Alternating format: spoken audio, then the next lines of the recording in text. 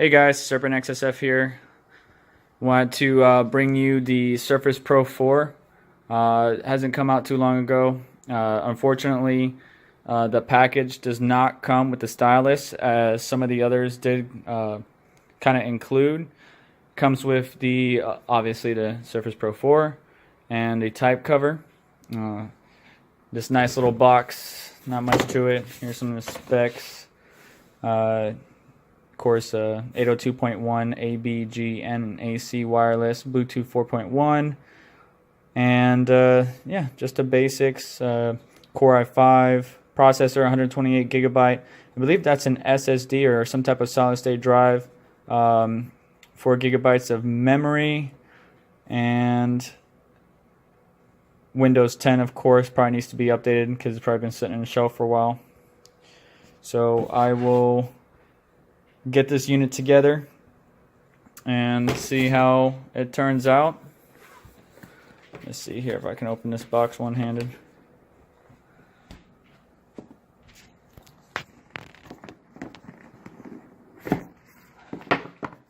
So nice little plastic housing for it. Everything you need. There's the back of it. Looks pretty good.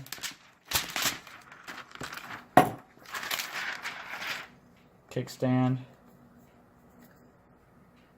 Oh, it's even, oh, that's nice. Got little vent ports on it. That's pretty good. I already put my fingerprints on it. Screen looks nice and good. Of course, a little booklet that obviously comes with it. Power brick. Oh, this power brick's a little bit bigger. I used to have the Surface RT. I just haven't been very interested in upgrading ever since the RT. But the 4 is pretty good. Of course, it charges via. Forgot that type of power connector, but I used to what I call the PS2 or the PS1 type power connector. And then not only can you charge your laptop, but you also get a USB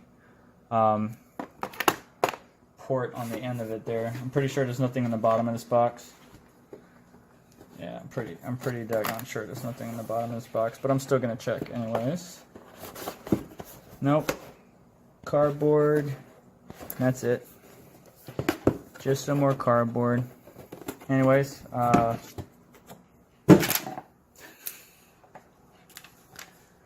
this type cover is a lot different compared to the RT that I'm used to. Little booklet, of course. This guy is a little bit, yeah, this is a little bit thicker. See, the one I'm used to is a lot thinner. But that's a nice little type cover. Quick connect port, everything you need. Booklet, but who needs booklets?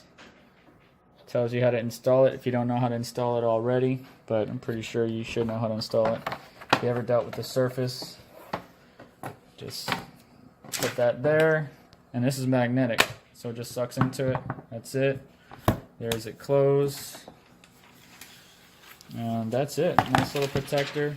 Decent size. Here's a I believe a 15-inch, 15.6-inch laptop. So there's the size comparison. So yeah, there you go. And power brick is a 15 volt. Yep, 15 volts, 2.58 amps. So, nothing too crazy, but enough to keep it charged. So, I will put it together. Oh, that's nice little. This felt nice. This is much better than the RT. So, I'll see how things perform on it, what I can install. I believe the RT, I had to install MSI type packages or software. And this one is real, EXE ports, as you can see. Is that an S? No, that's not a micro SD. That's the charging port. USB display port, I want to say. Yeah, display port, mini display port. Aux, I'm glad they kept the aux. And that's pretty much it. Volume, power, camera on the back. Oh, let's see if it has a camera. Camera on the front, mic, all that good stuff. Would have been nice if the keyboard actually had some more USB on itself. So one USB and that's pretty much it. Charging port and the display port and aux. So we'll put it together, see how it performs, and show you some more info whenever I get it all booted up, updated, and loaded. So I've had the pleasure of working with the Surface over the past couple weeks, and as you can see, logging into your system is quite easy when using the IR sensors, infrared sensors here at the top. As you can see there, the computer instantly unlocked as soon as I sat down and it saw my face. The features of the Surface is that of what you would come to expect of Windows 10. It's grown on me, but this is the fanless design, and it can get quite hot. So right now, because we're in the middle of winter, I know North Florida shouldn't complain about winter, but it's pretty cold outside. So the temperatures of which this system has been running at has been a lot better, but I can see on a hot day how this can be a problem, especially if you're outside. But the heat dissipates quite well in the system. So let's see here. Temperatures 33, 31. I saw 28 the other day. Fanless design, so the aluminum shield kind of keeps everything in check. But if we do a quick stress test, those temperatures will shoot up pretty quickly. And so let's see here. We don't have a GPU. Well, we have an integrated GPU, but it's not really going to work. Stress testing it just to see what the temps can get up to as a max, but I want to talk to you real quick. This model did come bundled with the type cover, but it didn't come with the stylus. Stylus is sold separately. This is the Surface Pro 2017 edition, but it's got everything you need. It's basically a portable laptop. I do like the new power attachment compared to the old. Over here we got the Surface RT, and just to kind of show, this keyboard is a little bit dated, but this keyboard is flimsy and it peels off real easily. When you type, there's no tactile feel. The trackpad's really small. This is the RT. This is one of the first revisions of it, so can't really blame it. But the keyboard definitely gives you a good tactile feel. Trackpad got some good feedback that you would hear from it. Of course, one of the main differences that I like is the way the keyboard just feels. I don't think this is the Alcantara version, but even the standard type pad, or type cover, excuse me, type pad, and got iPad and Surface mixed up, is, anyways, this type cover definitely is a lot stronger, less flimsy. It won't peel up at the edges. I'm sure after countless use it will, but it's just from where we started to where we are now, the Surface has definitely made its presence known in the niche of touch screens, 2-in-1s, portability of mobile devices. Of course, you still get the micro SD slot on it. In the back, you still got your aux, volume up, volume down, power button, obviously, USB Type A, and then mini display port. The vents on it are pretty good. So all in all, the system runs really well. I wanted to run some benchmarks on it and see how everything performs. So with AIDA64 stressing the CPU, FPU, cache, and system memory, and by the way, this is the only 4GB model, i5-7300U, and it has a 128 NVMe SSD. This temperatures looks like it's maxing out. It's not throttling, but it maxed out there for a moment. Let's see here. Yeah, so 77 was the hottest it's gotten on the cores. and this is in a ambient temperature of around 20 degrees Celsius, 21 degrees Celsius. So overall, it's definitely a capable machine. Of course, the higher end models, the i7 is probably gonna get a little bit warmer on you. When running benchmarks, you know, you're not gonna be running Firestrike in 4K gaming. Obviously, 1080p would be fine. No high-end games, AAA titles out there that would really run on the system. But this system isn't built for that. It's built for productivity and, you know, being able to do your job, but also stream and, you know, do a little bit of multitasking here and there. So on Skydiver, 3628. On Ice Storm Extreme, we got 33,593 points, and then on Cloudgate we got 6,259. So overall, the system can run, you know, basic games. You know, I can't even think of a couple right now. Overwatch, I think, was getting 30 frames per second. StarCraft 2, just nothing intense where you're gonna have the settings maxed out. Here's all my scores. Look, my Firestrike score was 869. That's pitiful. Time Spy wouldn't even complete. But again, this is a device that doesn't have a dedicated graphics card. It's just, you know, all on the CPU, and basically it runs good. And for, you know, moving around and getting everything you need done from your daily task, and maybe do a little bit of content creation on the fly, it's okay. It will do the job just fine. Of course, one thing I did notice when using or doing the benchmarks is the back of the surface right here gets nice and warm. But besides that, it's not anything that's gonna burn you or hurt you. It's definitely something very capable. And I really love these hinges, you know, compared to the old Surface, you know, which is just basic. That's it. That's your max. All right. You know, look, 100 and I think 50. Whoa, yeah, 150. So these hinges can go pretty far. Your micro SD card is on the back there.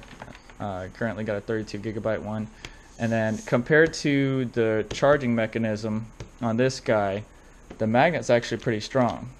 Like it's popping off because I'm giving it a little bit of force, but it's pretty daggone strong, whereas this one would always fall off. It's got vents on the side. Like I said, the i7 model and the more high-end one would have a fan, a small fan, but it would have a fan, but you got vents all down the sides and on the top there, so it can definitely keep cool. Just whether or not it's going to keep cool all the time is completely up to the system and the task that you're doing. Battery life, I got around, everybody's saying 13.5 hours, but realistically, with PC Mark 8, I was getting about anywhere from 7 to 10, and productivity. So Excel, Word, checking email, researching online. But for, you know, heavy GPU tasks or anything like that, I was getting anywhere between 6 to 9 hours. So you can really drain the battery fast. Of course, you can adjust it accordingly. You know, on power mode, you can have it at best performance, and then when you take it off the battery, you can adjust it down for load. You can have that automatically set up in your battery settings. And you know, I got Adobe Creative Cloud to start messing around with Photoshop. The colors in this display is actually really good. The whites are whites, the blacks are blacks. You're not going to win any awards. It's not like the Asus monitors out there for content creation, but it is a decent 1080p display, and the resolution, I believe, is at 2736 by 1824. And there's a new guy in the market called the Eve 5, who is giving this guy a run for its money, around the same price, with a stylus and a rich display. Type covers feels the same. You know, you get your tactile clicks, but if you can see it on the camera, see if you can see that. This is just white backlighting, where the E5 has a full RGB range that you can customize. So there are choices out there, but for somebody who's just going to be you know, a student or a person that, you know, has to bring their laptop home from work, this is just perfectly fine. This is absolutely great. You got the mini display port, like I said, the USB Type C or Type A, and it's a get around device. No problems with it whatsoever. Of course, with Windows 10 equipped, you can easily reset it if you need to, back to factory or around the same thing as factory. Temperatures are sustainable. You can play mild games on it. You can it's an all around good device. This model, I believe, is the $800 model, or excuse me, one step up because the lowest one has the Core M processor. This one has the Core i5, so I believe it's a step above the Core M there. So definitely, you're not going to be winning any game awards with this thing, but it gets the job done, and then some. So if you need a device that is sub 1,000, you don't need a full-blown laptop, and you need something that's small, that's going to fit in your backpack every time, this is definitely the device for you. The type cover is absolutely awesome. It feels great. The keys are great. The Surface has come a long way from the RT. It really has. I mean, if you look at the size of the two, it's really come a long way. So definitely Microsoft has stepped up with the new Surface 2017 version.